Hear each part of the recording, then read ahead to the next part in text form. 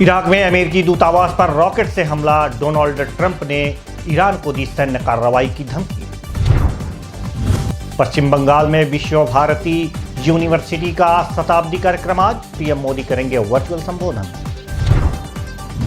किसान बिल पर सरकार से बातचीत फिर हुई बेपटरी, विरोध में राष्ट्रपति भवन तक मार्च करेंगे राहुल गांधी। यूपी के महोबा में ट्रक ने दर्जन भर छात्रों को कुचला, 2 की मौत, कई घायल। नमस्कार, IBN भारत में आपका स्वागत है। मैं हूं देवेंद्र कुशवाहा। रुक करते हैं खबरों की तरफ। अमेरिका के राष्ट्रपति डोनाल्ड ट्रंप ने इराक की राजधानी बगदाद में अमेरिकी दूतावास पर रॉकेट हमले के लिए ईरान को जिम्मेदार ठहराया है। साथ ही ईरान को धमकी दी है कि अगर इन हमलों में किसी अमेरिकी नागरिक की मौत हुई तो इसका सैन्य कार्रवाई के जरिए जवाब दिया जाएगा। ट्रंप ने अमेरिकी दूतावास पर दागे गए रॉकेट की तस्वीर ट्वीट करते हुए कहा कि ये रॉकेट ईरान से आए हैं। डोनाल्ड ट्रंप ने ट्वीट करके कहा कि रविवार को बगदाद में हमारे दूतावास पर कई रॉकेट दागे गए, 3 रॉकेट दागे नहीं जा सके। अनुमान लगाइए कि ये रॉकेट कहां से आए थे। हम ऐसी चर्चा सुन रहे हैं कि इराक में अमेरिकी लोगों पर और हमले हो सकते हैं। ईरान को मेरा स्वास्थ्य के लिहाज से कुछ दोस्ताना सलाह है।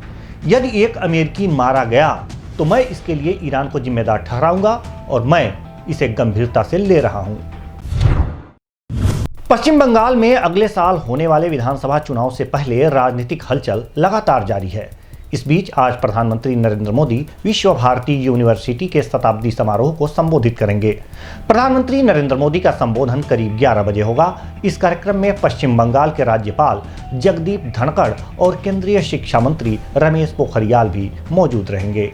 आपको बता दें कि पिछले कुछ वक्त में ये दूसरा मौका है जब प्रधानमंत्री नरेंद्र मोदी पश्चिम बंगाल से जुड़े किसी बड़े कार्यक्रम में शामिल हो रहे हैं। इससे पहले पीएम मोदी ने बंगाल की दुर्गा पूजा में हिस्सा लिया था। कृषि कानूनों के खिलाफ आंदोलन कर रहे किसानों को दिल्ली की सड़कों पर डटे 1 महीना हो गया है। सरकार की ओर से ताजा संशोधनों का प्रस्ताव भी किसानों ने ठुकरा दिया। किसानों का कहना है कि सरकार बिना किसी शर्त के बातचीत की टेबल पर आए। किसानों की ओर से अब भी तीनों कानून वापसी की मांग की जा रही है। दूसरी ओर आज किसानों के मसले पर ही कांग्रेस नेता राहुल गांधी की अगुवाई में विपक्ष ने मार्च निकाला। उनके साथ विपक्ष के अन्य कई नेता उपस्थित थे। ब्रिटेन में पाए गए कोरोना वायरस के नए स्ट्रेन के चलते भारत सरकार ने 31 दिसंबर तक वहां से आने वाली उड़ानों पर रोक लगा दी है। वहीं मंगलवार रात ब्रिटेन से आई एक उड़ान में एक यात्री को नए स्ट्रेन का कोरोना संक्रमित पाया गया। इसके बाद उसे फौरन दिल्ली के लोकनायक अस्पताल में भर्ती कराया गया।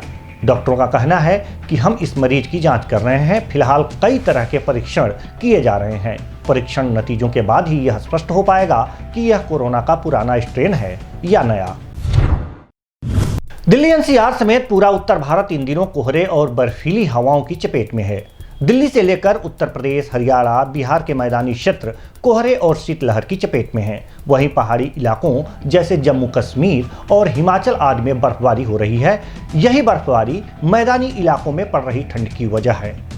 राष्ट्रीय राजधानी दिल्ली और उसके पड़ोसी राज्यों में अगले कुछ दिनों तक सुबह के समय घना कोहरा छाया रह सकता है। साथ ही कपकपा देने वाली शीतलहर का भी सामना करना पड़ेगा।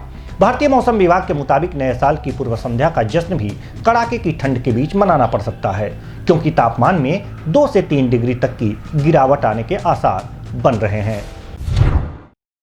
भारत में मध्यम दूरी की जमीन से हवा में मार करने वाली मिसाइल MRSAM मिसाइल का सफल परीक्षण किया। यह मिसाइल 70 किलोमीटर के दायरे में आने वाली किसी भी मिसाइल, लड़ाकू विमान, हेलीकॉप्टर, ड्रोन और निगरानी विमानों को मार गिराने में पूरी तरह से सक्षम है। दिलचस्प बात यह है कि DRDO ने इसे इजरायल एरोस्पेस इंडस्ट्री के साथ मिलकर मिसाइल विकसित की है। उड़ीसा के चांदीपुर के LC-3 से इस मिसाइल का परीक्षण किया गया। इसकी सबसे बड़ी खासियत यह है कि यह हवा में एक साथ आने वाले कई टारगेट या दुश्मनों पर 360 डिग्री घूमकर एक साथ हमला कर सकती है। यह पलक झपकते ही टारगेट को ध्वस्त कर देगी। उत्तर प्रदेश के महोबा जिले में सुबह सुबह कोचिंग पढ़ने जा रहे 1 दर्जन छात्रों को तेज रफ्तार ट्रक ने कुचल दिया। इस हादसे में 2 छात्रों की मौत हो गई, जबकि 4 की हालत गंभीर है। सभी घायलों को अस्पताल में भर्ती कराया गया है। गुस्साए परिजन हंगामा कर रहे हैं, जिन्हें संभालने के लिए कई थानों की फोर्स बुला ली गई है। कुलपहाड़ कोतवाली क्षेत्र के सुंगगिरा गांव में हाई स्कूल और इंटर के छात्र कोचिंग पढ़ने जा रहे थे, तभी एक तेज रफ्तार ट्रक ने इन छात्रों को कुचल दिया। फिलहाल इस बुलेटिन में इतना ही। मुझे दीजिए इजाजत। नमस्कार।